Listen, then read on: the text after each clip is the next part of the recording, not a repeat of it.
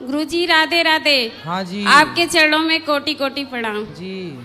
गुरुजी। आप कहते हैं कि मतलब हर बहू बुरी होती है। अरे राम राम, काहे झूठा कह रही हो? लेकिन हर बहू नहीं, कुछ बहू। लेकिन जहाँ भी हम बोलते हैं वहाँ कुछ शब्द है, कुछ।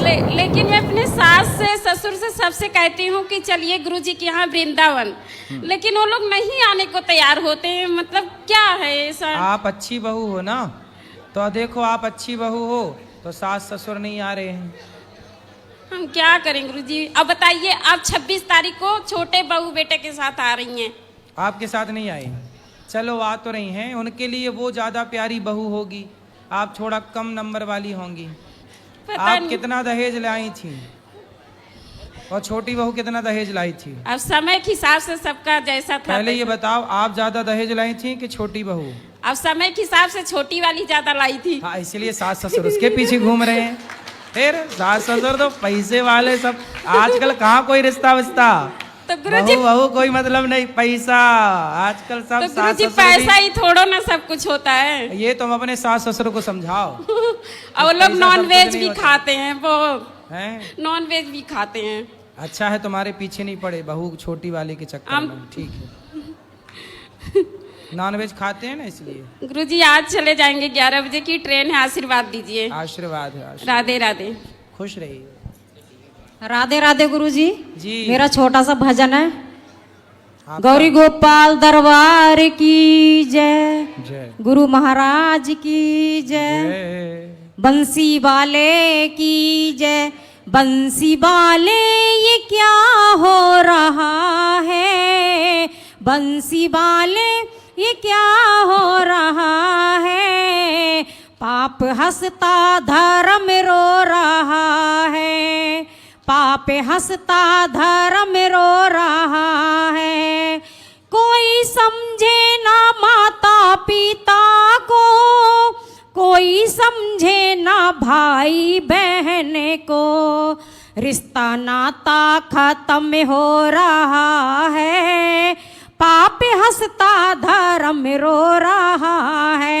हाँ बंसी वाले ये क्या हो रहा है, पाप हंसता धर्म रो रहा है।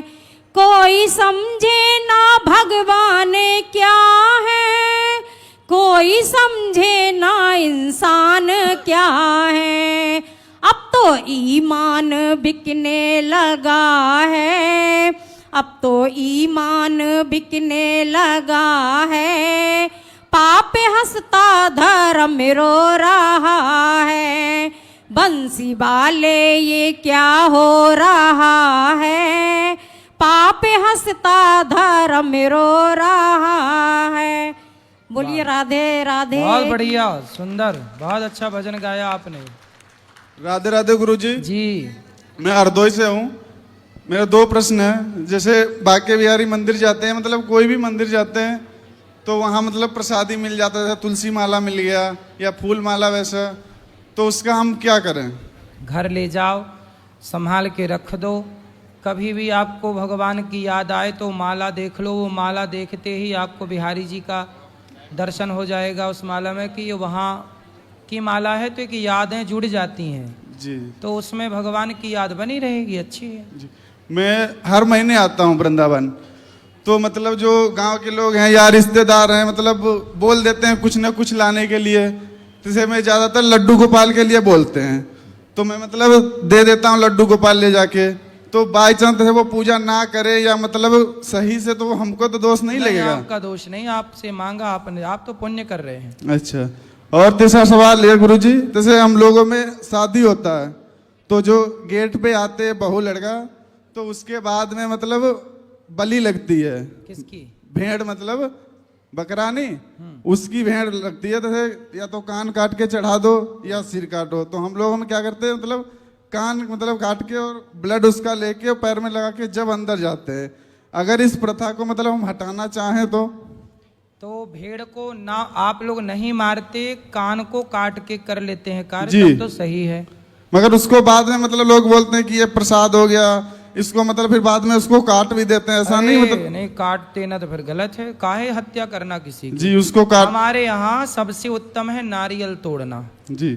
नारियल तोड़ना भी एक बलि है, जी। इसलिए जैसे हम जैसे कान काट के वो कर लेते हैं, उसके बाद में हम किसी को दे दें, उसके बाद उसे छोड़ दो। नहीं छोड़ देंगे तो उसको कुत्ते मार देंगे। अगर जैसे किसी को दे दें, वो अपना काट के कुछ करे या ना करे, वो हम पे तो दोष नहीं लगेगा। भाई उसे क्यों किसी को दो, मतलब जिसका था उसी को दे दो भैया, तुम संभालो, सेवा करो इसकी। नहीं, वो नहीं ले जाता गुरुजी। क्यों? हम लोग मतलब दूर से खरीद के लाते हैं ना। तो फिर आप लोग उसको पाल लिया करो। तो पाल के भी मतलब उसको कब तक पालेंगे? जब तक वो जिएगा। अच्छा। हाँ। और गुरुजी मेरी माता जी आपको बहुत प्यार करती हैं और टीवी पे भी देखती हैं, उसको प्लीज राधे राधे बोल दीजिएगा। बिल्कुल, राधे राधे। ओके, राधे राधे गुरुजी। खुश रहिए। राधे राधे गुरुजी। जी।